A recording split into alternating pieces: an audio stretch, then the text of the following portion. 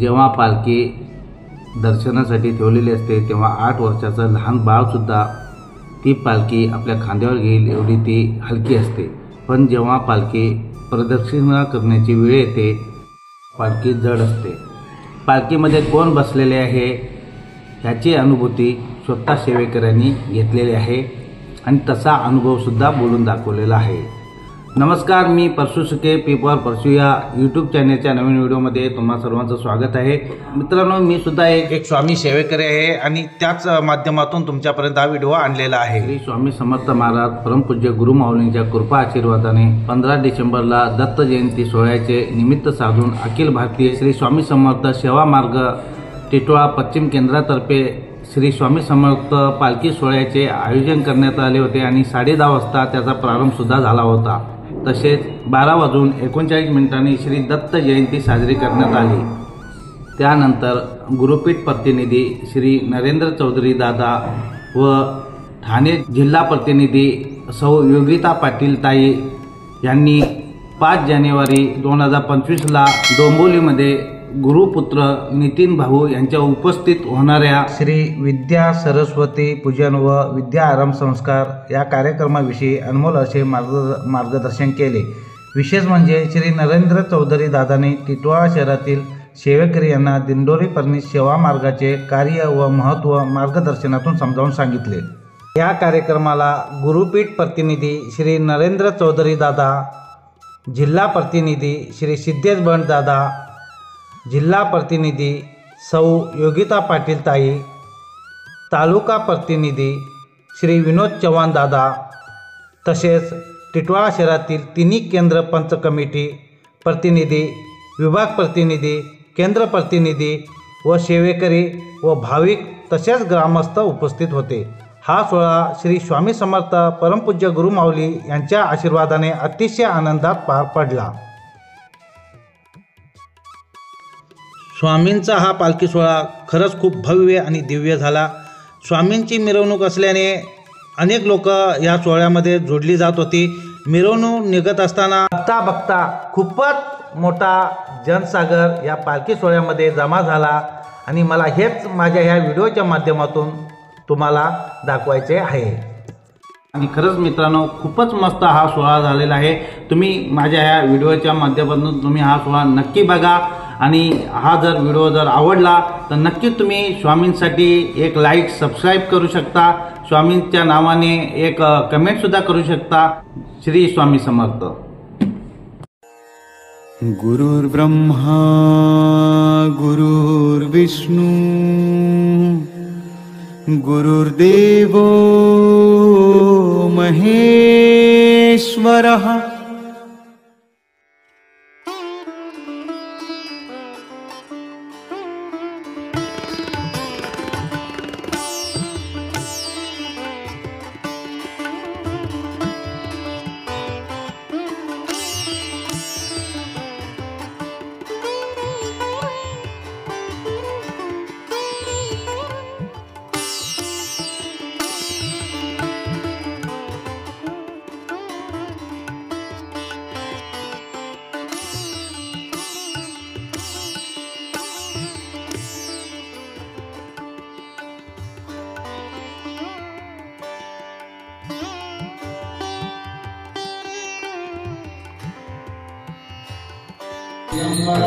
दिगंबरा देवमावली दिगंबरा दिगंबरा दिगंबरा देवमावली दिगंबरा दिगंबरा दिगंबरा चंद्रकांतदादा दिगंबरा दिगंबरा दिगंबरा चंद्रकांतदादा दिगंबरा दिगंबरा दिगंबरा चंद्रकांतदादा दिगंबरा दिगंबरा दिगंबरा भाऊ दिगंबरा दिगंबरा दिगंबरा भाऊ दिगंबरा दिगंबरा दिगंबरा बाबा साहेब दिगंबरा दिगंबरा दिगंबरा बाबा साहेब दिगंबरा दिगंबरा दिगंबरा महाराज दिगंबरा दिगंबरा दिगंबरा शिववल्लभ दिगंबरा दिगंबरा दिगंबरा शिववल्लभ दिगंबरा. स्वामी समर्थ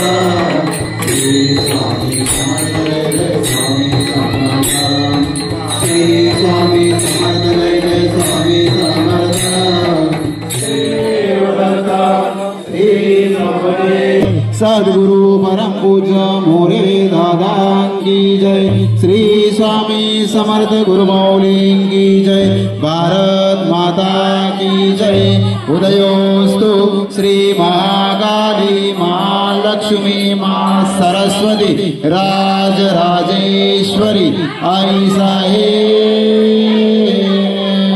श्री अम्बा माता की जय। श्री अम्बा माता की जय। श्री अम्बा माता की जय।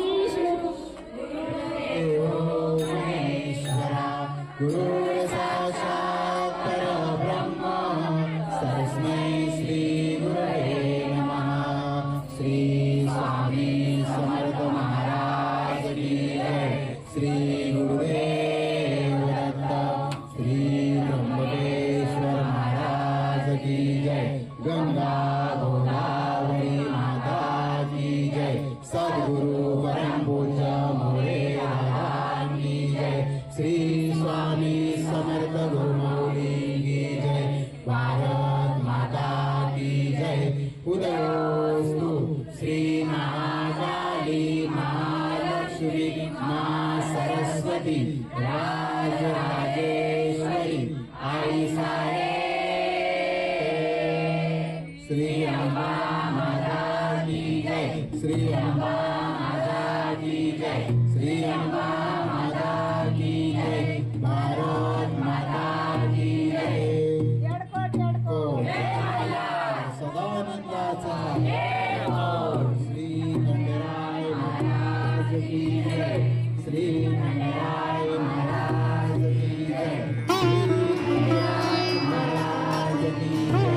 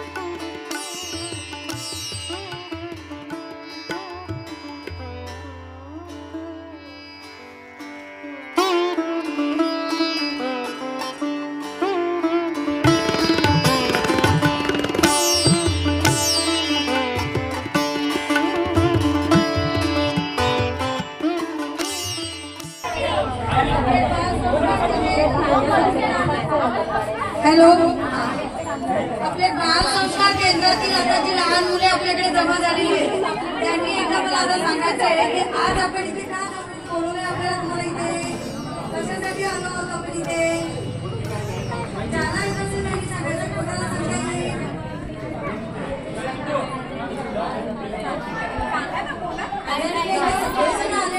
माहिती नाही आपण कशासाठी आलो. पण कोणत्या स्वामीची पालखी काढली आपण, कोणत्या महाराजांची पालखी काढली आहे. स्वामी समर्थ आणि दत्त महाराज, हो की नाही. आज दत्तात्रय महाराजांची काय आहे, जयंती आहे, जन्मोत्सव आहे. जयंती नाही म्हणावं, ते जन्मोत्सव. दत्तात्रय महाराजांचा जन्मोत्सव आहे, त्यांचा तो जन्माचा उत्सव आपण साजरा करतो. म्हणून आज आपण इथे काय केली आहे, त्यांची पालखी काढलेली आहे आणि इथे आपण सर्वजण जमलेलो आहोत. बरोबर बोलला. दत्त जन्मोत्सव तर आपण आता गुरुचरित्र दत्त जयंती निमित्त काही ठिकाणी सप्ताह झाले, काही ठिकाणी गुरुचरित्र पारायण वाचन स्वरूपात आपण पारायण केले. तर गुरुचरित्र म्हणजे काय, गुरु आणि शिष्याचं चरित्र सांगणारा ग्रंथ म्हणजे गुरुचरित्र. आपल्या वेदांमधला 5वा वेद म्हणजे गुरुचरित्र. तर काही लोकांनी असं संभ्रम तयार केला, आज ते आपल्याला सांगता यायला हवं. गुरुचरित्र काही ठिकाणी सांगतात की ते वाचू नये, परंतु आपला मार्ग असा आहे की 100% आरक्षण हे महिलांना परमपूज्य गुरु माऊलींनी दिलेलं आहे.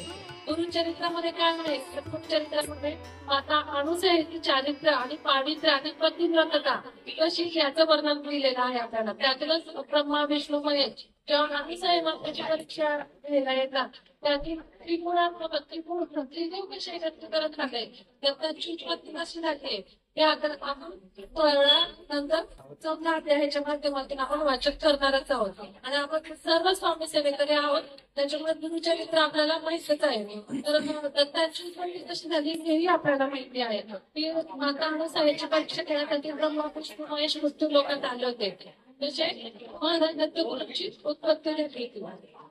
तर मी त्याकडे येते की गुरुची का महिन्यात संभ्रम निर्माण केला आहे. तर 100% मार्गात मार्गाने आपल्याला दिलेला आहे. तर सती अनुसूया माता चारित्र्य त्या अनुसूया माता स्त्रीच आहे, पावित्र्य कोणाचं तर एका स्त्रीचंच आहे. आणि जी तेजस्वी शक्ती स्त्रीच आहे. तर मग स्त्रीची चारित्र्य आहे, पावित्र्य आहे, ते स्त्रियांनी गुरुचरित्र मार्गातून महिलांना पूर्ण परवानगी म्हणून गुरुचरित्र हे महिलांनी वाचावं. गुरुचरित्रामध्ये गुरु शिष्याचं संवाद आहे, चारित्र्य संदीप आणि गुरु की जेव्हा सगळे काशीला जातात आणि जेव्हा महाराज संदीपाला म्हणतात ते यात्रेला जात आहेत, तर तू का जात नाही, ते संदीप सांगतो महाराजांना काशी तुमच्याच चरणी. महाराजांनी ज्यावेळेस संदीपाची परीक्षा घेतली त्यावेळेस सगळं तीच यात्रेला गेलं गाव, संदीप महाराजांजवळ थांबला. तर महाराजांनी शेवटी तर ते संदीपाला रात्री घेऊन गेले काशी विश्वनाथला. आणि जेव्हा शिवलिंगाचं दर्शन संदीपाला करायला त्यावेळेस त्या शिवलिंगामध्ये प्रत्यक्ष महाराजांचं स्वरूप त्या संदीपाला दिसत होतं. म्हणजे सांगायचं आहे काय, तर आपल्या गुरुच्या चरणाशी सगळं तीर्थ आहे, फक्त गुरुची एक निशंकपणाने आपल्याला सेवा करता आली पाहिजे, निशंकपणाने आपल्याला श्रद्धापूर सेवा करता आली पाहिजे. म्हणजे हा संवाद गुरु कसा असावा, तर गुरु हा गुरुंचं चरित्र ज्यावेळेस संदीपा उल्लेख करतो आणि शिष्य हा कसा असावा तर संदीपासारखा कुठेही मन न डगमगता आपण आपल्या गुरुंच्या चरणाची जी सेवा करतो ती श्रद्धा ठेवून आणि निस्पृह भक्ती ठेवतो, अर्पण करतो, त्याचं फळ नक्कीच आपल्याला मिळत असतं. फक्त मनामध्ये किंतु परंतु येऊ नये द्यायचं. निशंक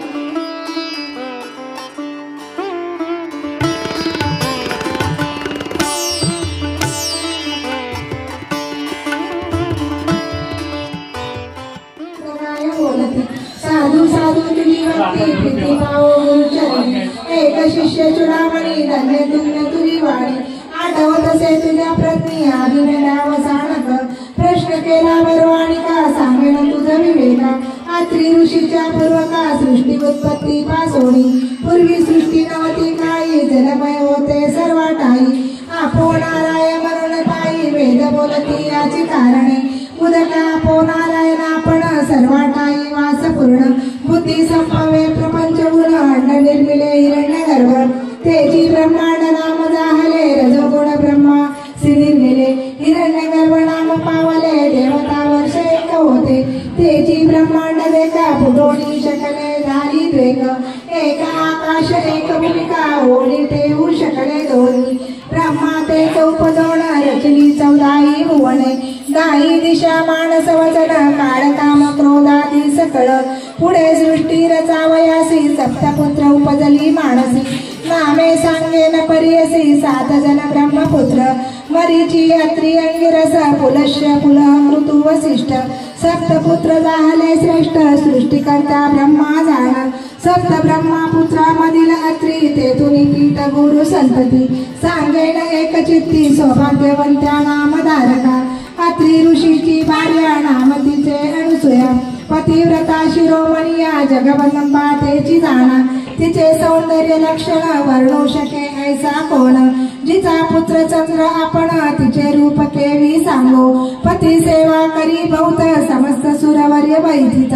स्वर्गे श्रेय घेईल तरीत म्हणून चिंतित मानसी इंद्रादी सुरवर मिळवणी त्रैमूर्ती पाशी जावणी विनवतीसे प्रकाशोनी आचार अत्री ऋषीचा इंद्र म्हणे स्वामी या पतिव्रता श्री अनुसया आचार तिचे अगम्य काय सांगो विस्तारुणी पती सेवा करी भक्तिसी मनोवाक्याय मानसी अतिथी पूजा महर्षी विमुखी नवे कवणे काळी तिचा आचार देखुणी सूर्यभीतसे गगनी उष्णतिसी लागे म्हणून मंद मंद तपतसे अग्नी झाला अतिभीत शीतळसे वर्तत वायू झाला भयचकित मंद मंद वर्ततसे भूमी आणि पिवणी देखा नम्र झाली तिची पादुका शाप देईल म्हणून एका समस्ता मी भीतसो नेने घेईल कवण स्थान कवण देवाचे इरुण एखाद्यासी वर देतची जाणतोई अमुते मारू शके त्यासी करावा उपाय तू जगदात्मा देवराया जाईल आमुचा स्वर्गटाया म्हणून तुम्हा सांगो आलो न कराल तरी उपाय असी सेवा करू आम्ही तिसी तिच्या द्वारी अरणशी राहू चित्ती धरुणी ऐसा एकूणी त्रैमूर्ती महाक्रोधे कापती चला जाऊ पाहू कैसी सती प्रतिवता म्हणतासी व्रतभंग करुणी तिसी ठेवून येऊ भूमिसी अथवा वयुस्थालयासी पाठव म्हणून निघाल सत्व पावया सतीचे त्रैमूर्ती वेश धरिती भिक्षुकाचे आश्रम आले यात्रीचे अभाग्यत होळी ऋषी करावया गेला अनुष्ठान मागे आली त्रैमूर्ती आपण अनुसयेची आश्वासून अतिथी आलो आपण म्हणती शुदे करुण बहुत पिडोनी आलो आम्ही अतिथी त्वरित जावे सती अन्न अथवा जाऊ आणि कटाया सदा तुमच्या आश्रमात संतर्पण अभ्यागत एकली आम्ही कीर्ती विख्यात म्हणून आलो अनुसये इच्छा भोजन दान तुम्ही देता म्हणून केले आम्ही कोणी आलो याची कामी इच्छा भोजन मागावया इतुके कुणी अनुसूया नमन केले अतिविनया बैसकार करून या शालन केले चरण त्यांचे अर्थपाद्य देऊन त्याची गंधाक्षता पुष्पेसी सवेची म्हणतसे हर्षी आरोगण सारिजे अतिथी म्हणती तये वेळी करणी आलो आपण आंघोळी ऋषी येती बहुत वेळी त्वरित आम्हासी भोजन द्यावे वासना पाहुणी अतिथीचे काय केले पतिव्रते काय घातले त्वरिते केला ते वैसकार बैसोनिया पाटावरती घृतेशी पात्र अभिधारी घेऊनी आपल आणि क्षीरी शाक पाकतये वेळी तिसी म्हणती अहो नारी आम्ही अतिथी आलो दुरी देखुनी तुझे रूप सुंदरी अमिष्ट मानसी आणि कवसे नग्न होऊनी आम्हासी अन्न वाढावे परियसी अथवा काय निरोप देसी आम्ही जाऊ नाही तरी ऐकूनी अतिथीचे वचन अनुसया करी चिंतन आले विप्रपवावया म्हण कारणिक पुरुष होतील पतिव्रता शिरोमणी विचार करी अंतकरणी अतिथी विमोक तपोहाणी पती निरोप केवी उल्लंघू माझे मनासे निर्मळ काय करील मनमत कळ पतीचे असेल तपपड तारील मज म्हणतसे ऐसे विचारुणी मानसी तथास्तु म्हणे तयासे भोजन करा स्वच्छतेसी नन्न वाढील म्हणतसे पाकस्थाना जाऊन आपण चिंतन करी पतीचे चरण वस्त्रे पेडुनी झाली नग्न म्हणे अतिथी बाणे माझे नग्न होणी सती देखा घेऊन आलो अन्न दका तव तेची जाहली बाळका ठाया पुढे लोडती ठाया पुढे लोडती